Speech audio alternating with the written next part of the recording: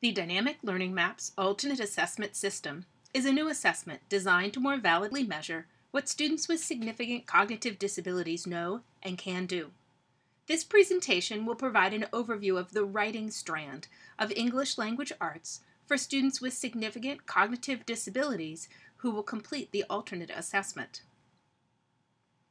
This module will specifically focus on the cluster of DLM essential elements in writing called text types and purposes. This training is part of a series of training videos that support teachers of students with significant cognitive disabilities in their efforts to teach and assess more effectively. Sponsored by a grant from the U.S. Department of Education, Office of Special Education Programs, this training is part of the professional development efforts of the Dynamic Learning Maps Alternate Assessment Consortium. Writing is one of the 4 strands of the Dynamic Learning Maps essential elements for English language arts. Writing refers to the process of constructing texts in either print or braille, called traditional orthography, that communicate experiences, thought, feelings, and understandings for diverse audiences and purposes. This represents a substantive and substantial shift from the ways in which we have traditionally approached writing for students with significant cognitive disabilities. Programs that did address traditional orthography focused on handwriting practice, tracing and fine motor exercises, and copying tasks. Mastery of these activities was viewed as prerequisite to writing for communication purposes. Programs that focused on communication tended to bypass traditional orthography by teaching children to compose text using task-specific picture symbols and word banks. Neither of these traditions resulted in successful use of print or braille to communicate experiences, thoughts, feelings, and understandings for diverse audiences and purposes.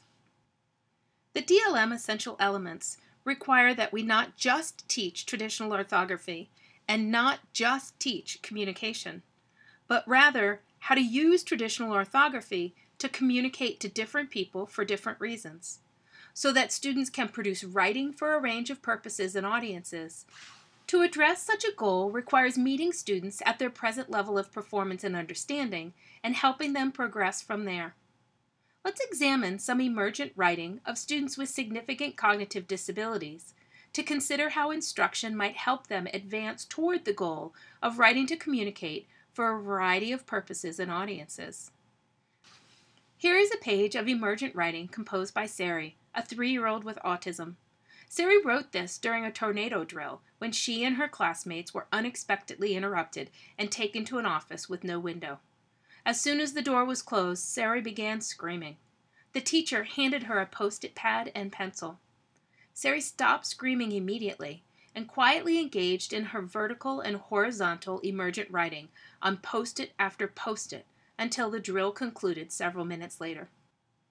This emergent writing was not produced in traditional orthography, but it provided Sari with a means of communicating her thoughts and feelings without screaming in a small, crowded room. Sari's emergent writing demonstrates several important understandings and skills. First, she knows that print is produced in a linear way, although she does not yet have understandings of the finer details of individual letters. Second, she understands that writing can be used to communicate and even perhaps manage her feelings. Sari demonstrates in her emergent writing that she is attuned to print and communication and would benefit from alphabet instruction and further meaningful print-based communication opportunities. Steve is an elementary student with significant physical, cognitive, and communication disabilities. After laboriously typing this writing sample 1 letter at a time, he read it out loud with his dysarthric speech to his teacher. "To Tyranza, I fell on my head." Steve's emergent writing shows no understanding of conventional spelling, but he recognizes the use of capital letters, groupings of words in sentences, and using spaces between words. He demonstrates that he would benefit from continued meaningful writing opportunities, along with early phonics instruction, helping him to connect letters with sounds they represent in words.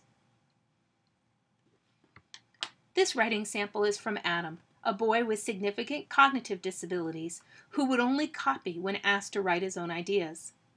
This teacher decided to engage Adam in written dialogue about a topic of interest. By using writing as a means of communication, his teacher was able to help Adam begin to transition away from his learned copying toward generating his ideas from the models provided. Adam understands letters, sounds, and words, but needs greater focus on using writing to communicate for different purposes to different audiences.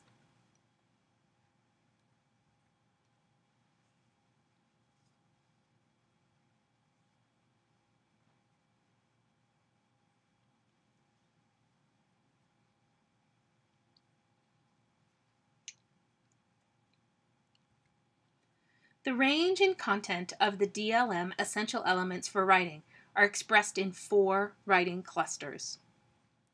The first, Text Types and Purposes, addresses instruction for students in how to write for various reasons.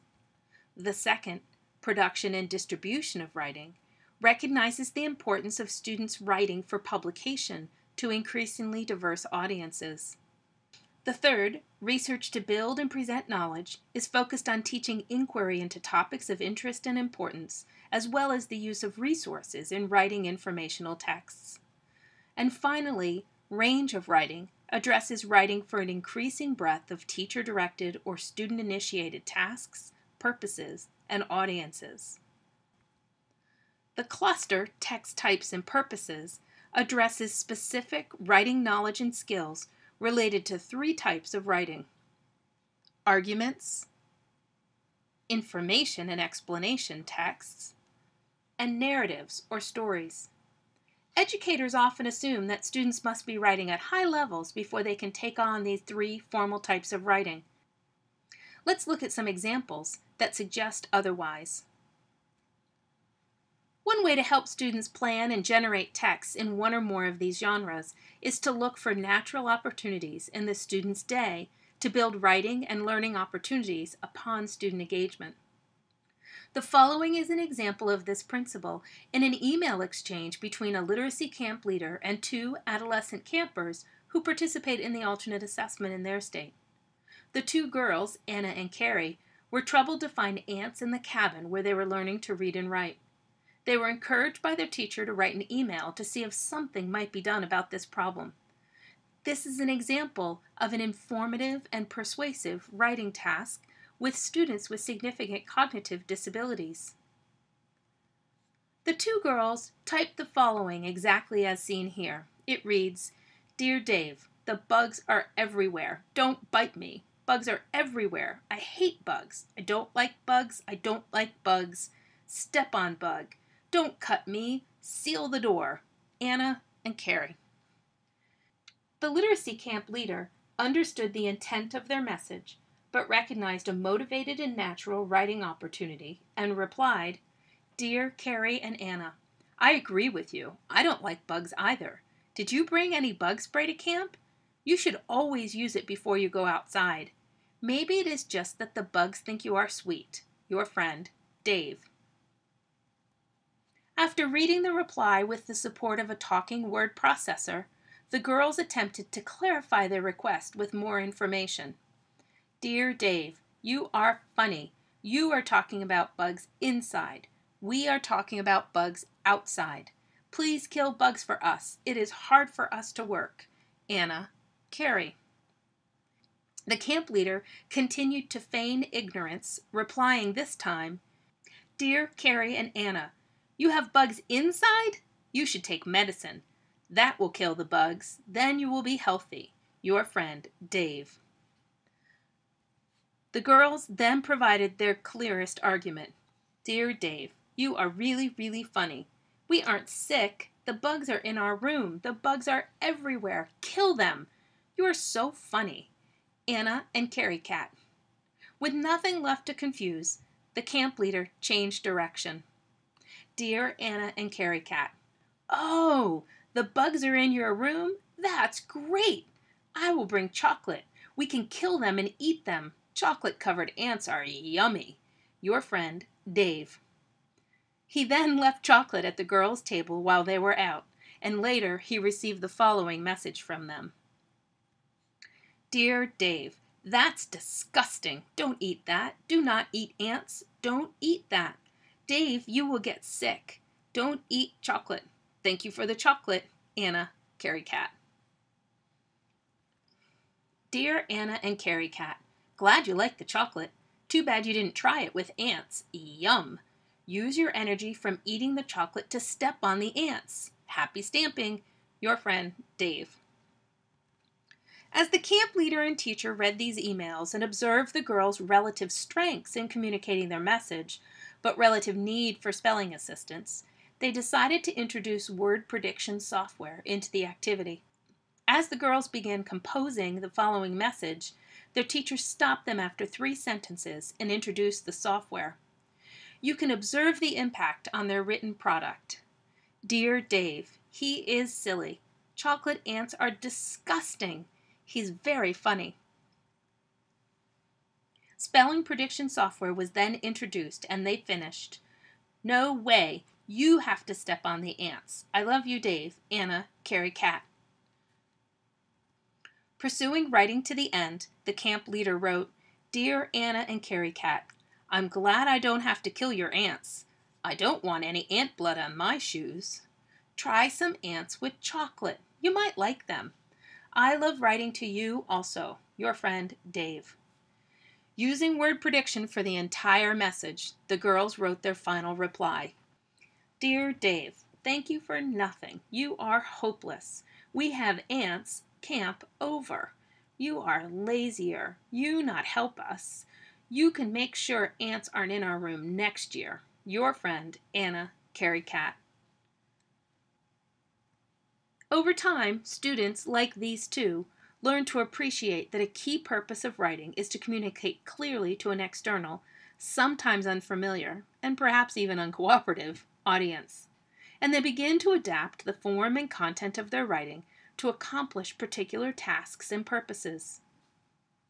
Teachers may be unsure of how to focus on writing for communicative purposes when students are unable to compose text independently or are still learning letter names, sounds, or words. In the examples above, teachers supported meaningful composition for communicative purposes by encouraging or allowing spelling words at whatever level students were able. Eventually, they recognized that word prediction software would help the students communicate more successfully by spelling more words correctly. There were 3 critical components in this interaction that can be extended to other lesson designs. The first is set up a meaningful task or purpose. For example, you might suggest that students write to provide reasons why recess should be longer, list items needed for a project, or tell a story about a visit to an amusement park. Provide students with a means of access to traditional orthography, such as alternate pencils, models of possible ways of writing, use of word prediction, and other assistive technologies. This also requires that we move beyond picture symbols in our efforts to teach writing. Finally, provide a response from the intended audience, as was modeled by the literacy counselor in the bugs example. This is why activities like copying or tracing are insufficient. They do not address the goal of writing to communicate for a variety of audiences and purposes.